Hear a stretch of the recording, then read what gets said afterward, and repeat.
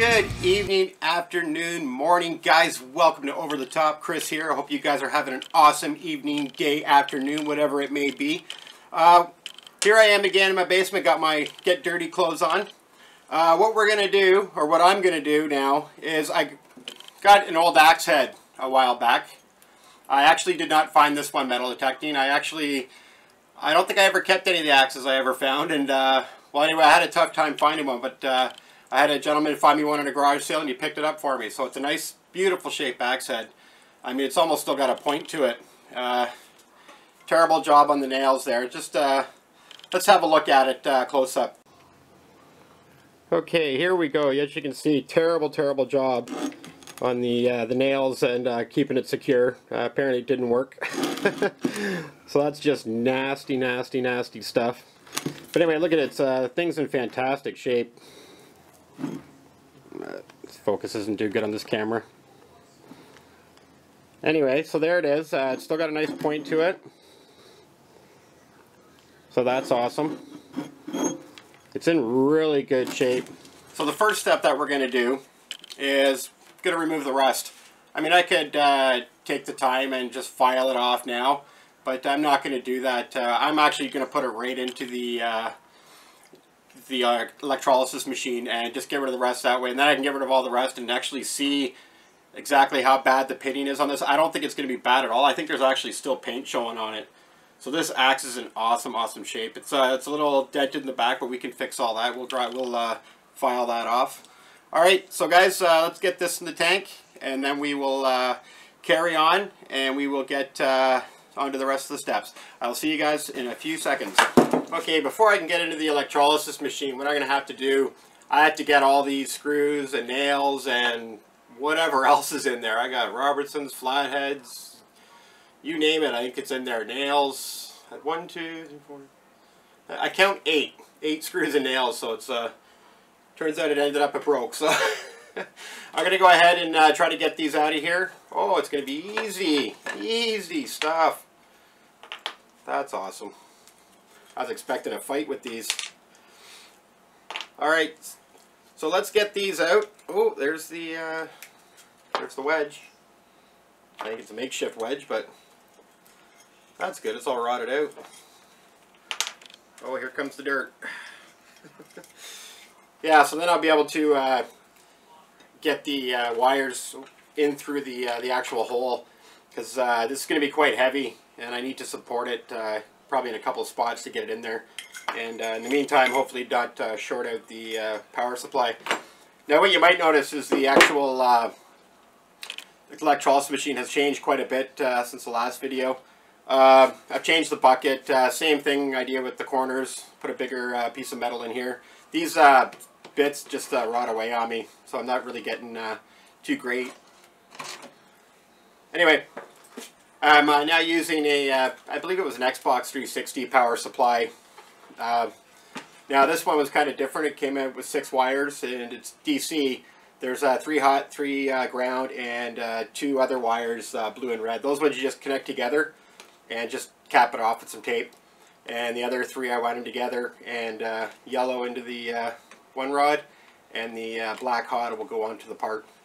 So anyway, I will get this all set up, and we'll come back and we'll get it into the tank and take a look at it, see how it's working out, and then when that's all done, we will start the restoration of that axe head. Alright, we'll see you again very shortly. Okay, everything seems to be good here. Let's get this in the tank. So everything's well supported, it's nice and flat. It should go in here nicely. Or not. So that wire will be in the way a little bit. So as you can see, the water is quite dirty. It's just that I've been running a lot of stuff through it. It gets pretty dirty pretty quick with the with those bars corroding, but and also the rest coming off and everything. But it still works fine. It's bubbling away pretty good. It's coming out both ends. I may shift it a little this way just to get it closer to the other electrodes, or cathodes, or anodes, whatever it is. Yeah, it's working good. So yeah, a couple hours and we should be good. So let's we'll just let that go for a little bit, do a little time lapse for you, and then we will carry on.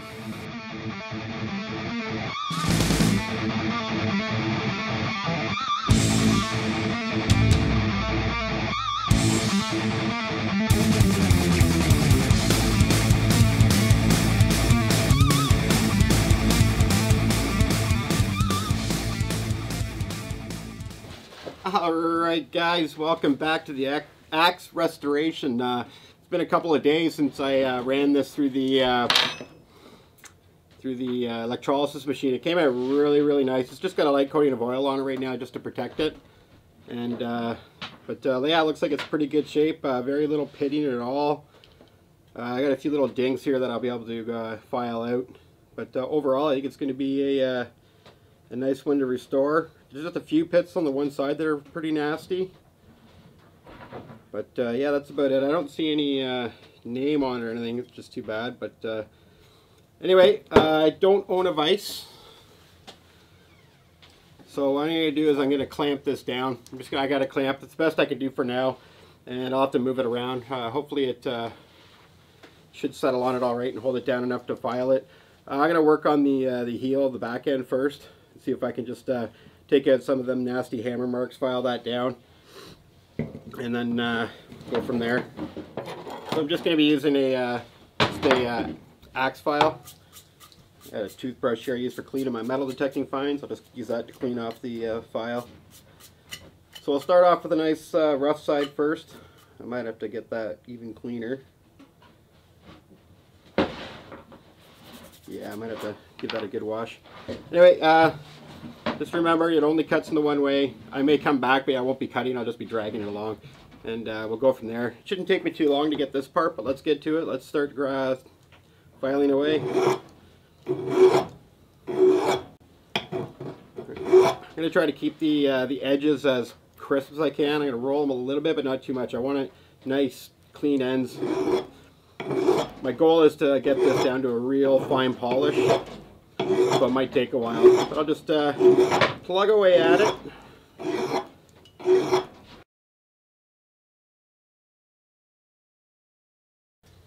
Because right now I got a low spot in here. You can see I'm taking off a little bit over here and then the edge, so there's a low spot in here, and I try to even that out as best I can. Try to make everything nice and smooth, and then I got to get these pits out. There's still lots of meat in here, so I should have no problems getting these out. Just a few nasty ones in here. The other side's almost perfect. So now you can really see the low spot in between here. But that should come out as soon as I get a little bit more down here. I should be able to blend it in a little bit more.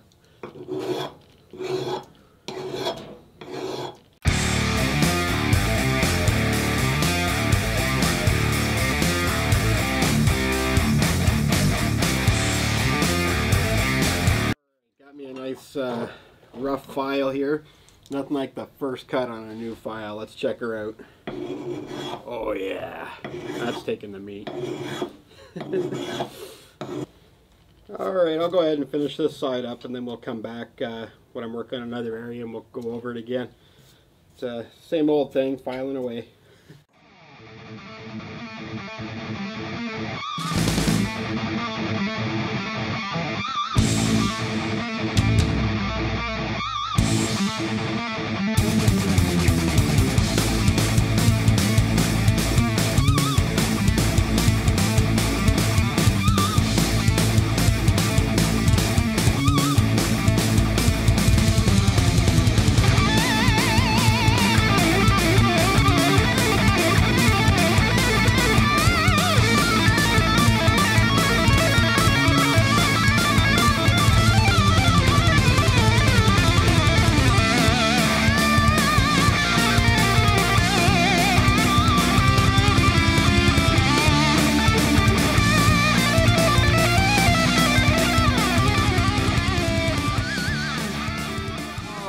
Guys, so yeah, we're done all the filing now.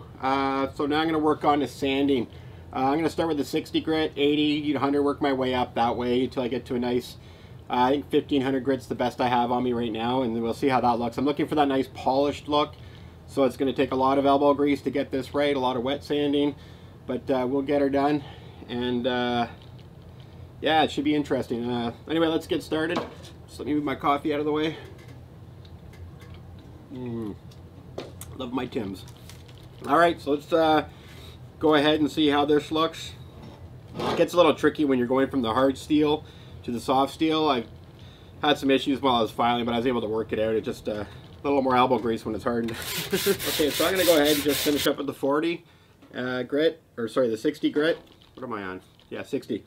And when I'm done that, I'll bring it back on. We'll start the 80 and so on. No point in seeing the same thing over and over again. You know, you get the idea. Put it down, sand it. Put it down, sand it. Same thing over and over. Okay, so I'll do that. I'll see you there when I switch grits, and we'll see how it's looking then. It's already looking better.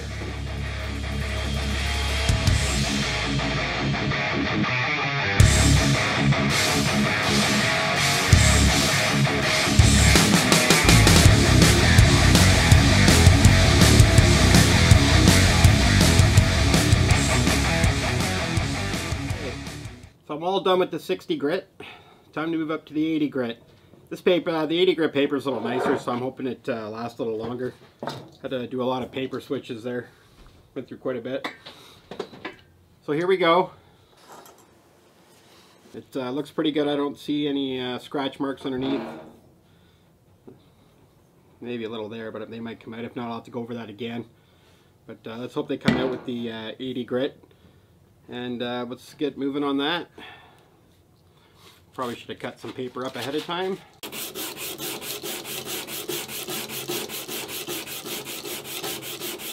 Oh yeah, this one's going to go a lot faster this way. So I've jumped ahead a lot of steps. I've gone to 1500 grit wet sanding at this point. It's looking pretty good right now. It's pretty shiny. I still want a bit of better shine on it, so I'm going to keep working at it. Our hardware store, the highest grit sandpaper, that was 1500. I'd like to have gone up like to 2000 to a 4000 grit, but I didn't see any there. So I'm going to try the 1500 grit, and I got some medium cutting compound and a cleaner, like a polishing compound. So once I'm done the 1500 grit, I'll go ahead and try that and see if it works. If not, I'll go ahead and get some better sandpaper and finish that off. But anyway, let's got a little bit of rusting. It was only in a couple hours. I put a protective WD-40 coating on it just to stop it from doing that, but I think there was a bit of residual water on it from the last sanding I was doing. So let's go ahead and we'll start with the 1500 wet sanding. Now I went over it a few times. I had to go back with another grit and go over it just because I was still noticing some grains still in there from previous sandings. So in order to get rid of them, you got to go down in grit and start all over again. So yeah, I still see a few marks on here I'd like to take care of and get rid of those. I mean, it's looking pretty good, but I'm looking for better. Not really much to see here, you know, sanding. More and more sanding. I'm really enjoying this. This is it's kind of relaxing. I just come down every once in a while in between my other projects I'm doing, and I'll do a little sanding for an hour or so, and then go back upstairs and do a little more work on other things, and then come back down and do some more sanding. Lots of stuff on the go right now, that's for sure. No shortage.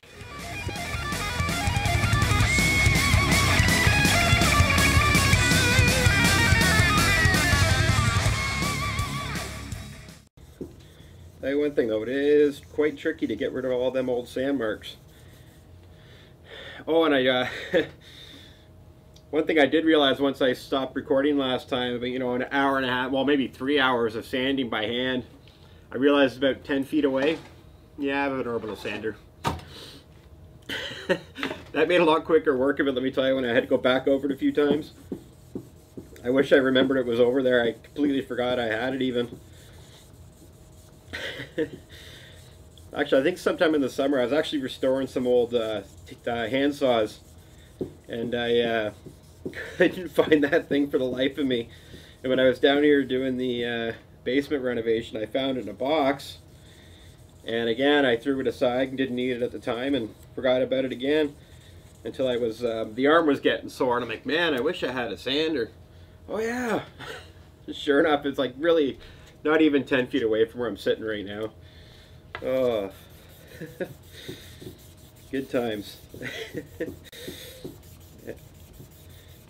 Anyway, yeah, the only problem with that though, especially when you get down in the grits here, is that it'll leave swirl marks, and those are the ones I'm actually having troubles getting out now. Even at the you know, the 400 grit and the 800 grit, I was still having troubles getting them out. So just some more elbow grease and constant sanding, going back and forth between the grits until I get it out, and go back again and start over. But in the end run, I mean, it's worth it. I mean, this is looking great. You know, generally I'll start, I'll go the one way and then I'll come back the other way, and that way you can really see the sand lines, so you can get them out. And that was another problem too with the orbital, because it's making circles. It's tricky to see if you've got the old scratch marks or not, or sand marks or not. So then when you go to the next grit, they stand out like a sore thumb, and so you go back again and start over. And in some cases I've had to go down 2 or 3 grains of sandpaper or grits.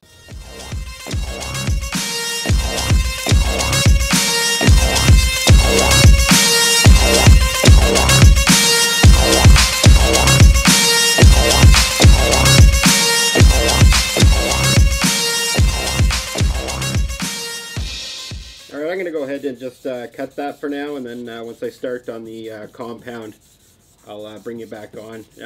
You know, this could take me, who knows, hours, minutes.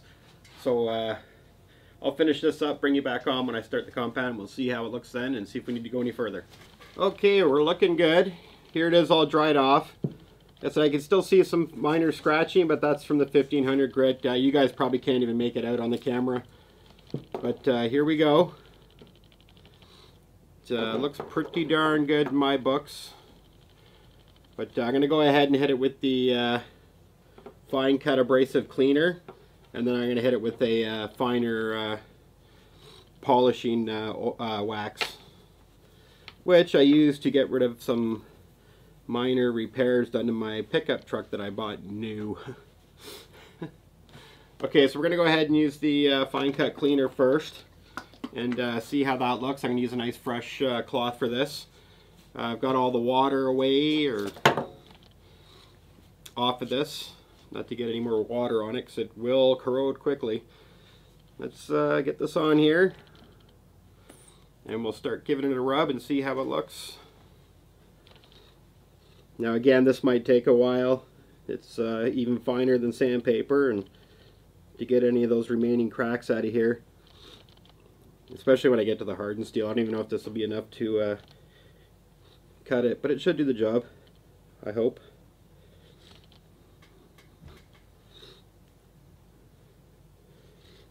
That's the harshest I have as far as abrasive cleaners on me right now.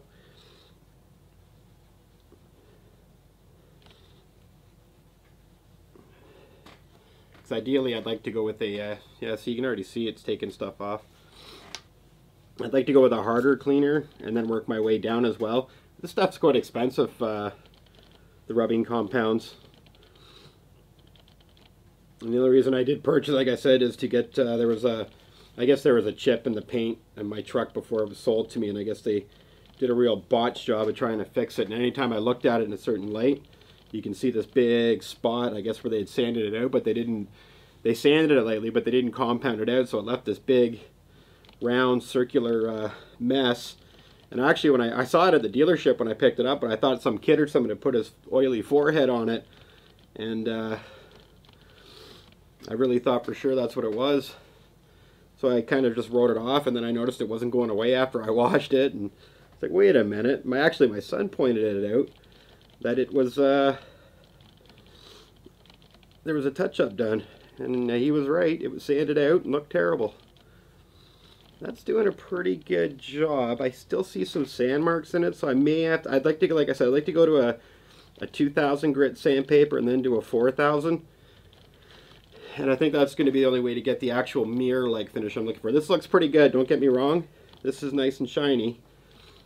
But it's not quite exactly shiny enough for what I'm looking for. I'm looking for no scratch marks at all. And I still see them in this. I'll give it a few more coats with this and see how it goes. Now, let me just wipe this down. Yeah, I did more rubbing up here and it does look better, so we'll do that again. I'll just do I'll show you this side. Like I said, I don't know if any will stand out to you, but that's the side I just quickly did. And this is the side I haven't done. Like I said, you guys probably can't make it out, but I definitely can still see some striation marks from the sandpaper. So let's get, geez, art goes everywhere. Let's give it a few more goes.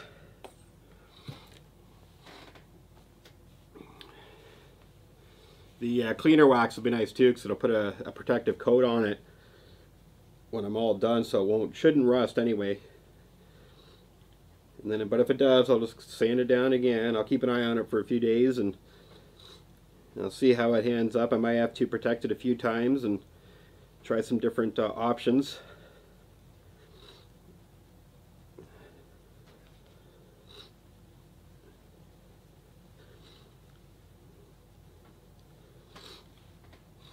So yeah, this is definitely one of them perfect wintertime projects to keep you busy. If you've seen the video I put up or will be putting up, I'm not sure. I think this one might go up first, so it'll be after this one. I tore down a closet up in my room, spoiler alert, and there was a couple shelves in there. I don't know what kind of, if they're plywood or not, but if they're not plywood, I'm going to try to repurpose that wood and possibly build a nice shelf for the room. So I'll have to go have a look at that. I just threw it in the other closet temporarily, and I never took a close look at it, but if it's a nice solid wood, I will definitely repurpose it. Because the idea that I have a piece of plywood won't work. Oh, nice energy drink. Yeah, our power went out last night, probably around 10:30, 11 o'clock. And I have sleep apnea. I don't know if any of you guys have it or not, or know anyone that does. But if you're a snorer and don't feel alert during the day, you probably have sleep apnea. If your wife's complaining you snore, you probably have sleep apnea. I wasn't even aware how bad mine was until I went and got tested. I think it was like 60 something times an hour I was waking myself up, so like over every minute. It was quite severe. And anyway, so I got a sleep apnea machine, so it's a mask that you put over your face, and it just blows positive pressure to keep your windpipe open so it's not collapsing and causing snoring and waking yourself up. But anyway, I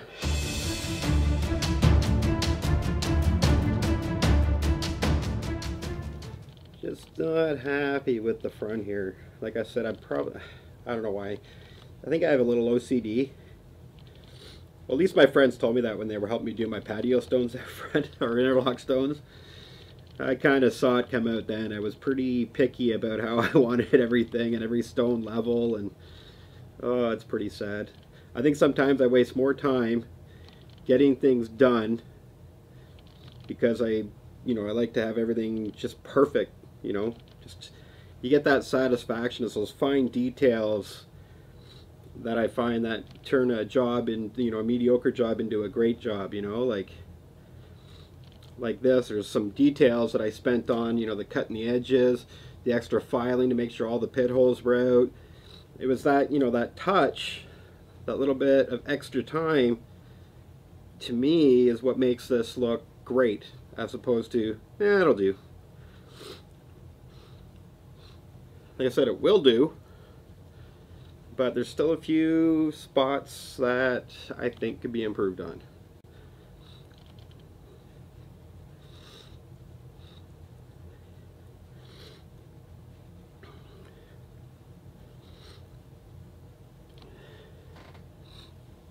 This is where a nice buffing wheel would come in handy, that's for sure.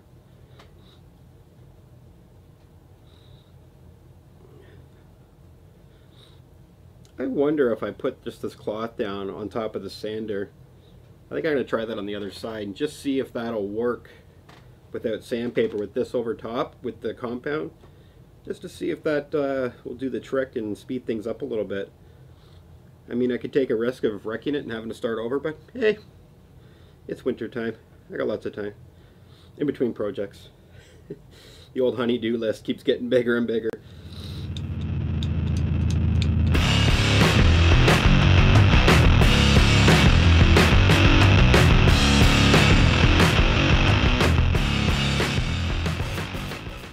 So yeah, let me go ahead and finish up the other sides, and then we'll come back on there when I'm all done polishing, and then we will wrap it up.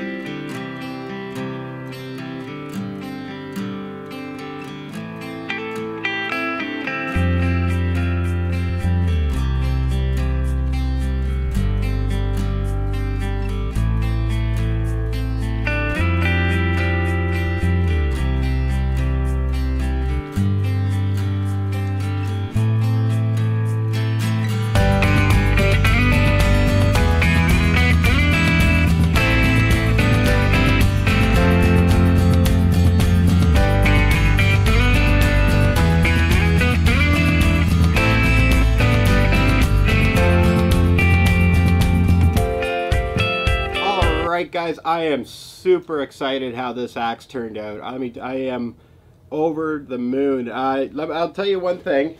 I took one of the rags that I'm sitting on, I believe, and actually hooked it into the palm sander and did that.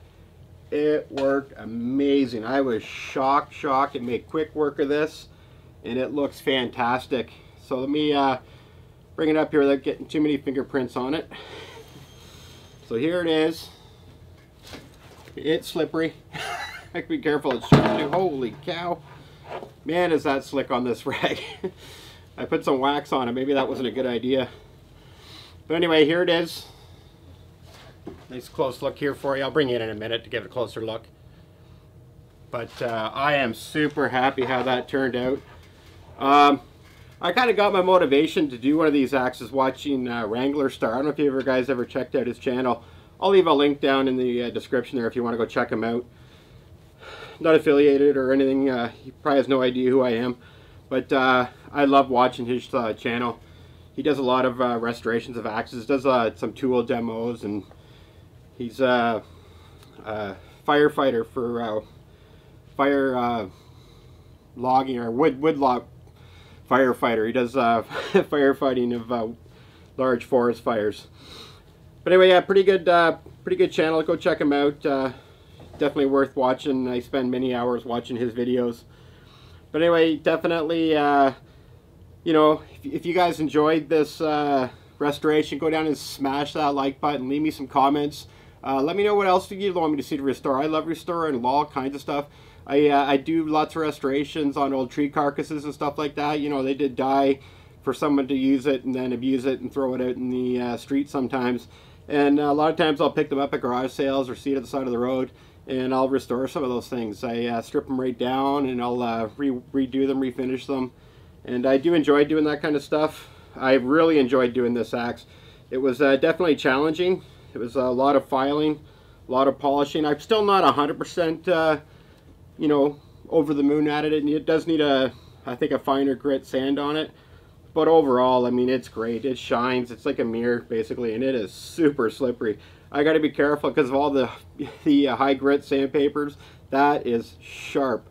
I mean, I have cut myself so many times. Probably cut myself more than that when I used to work in the restaurant industry when I was younger.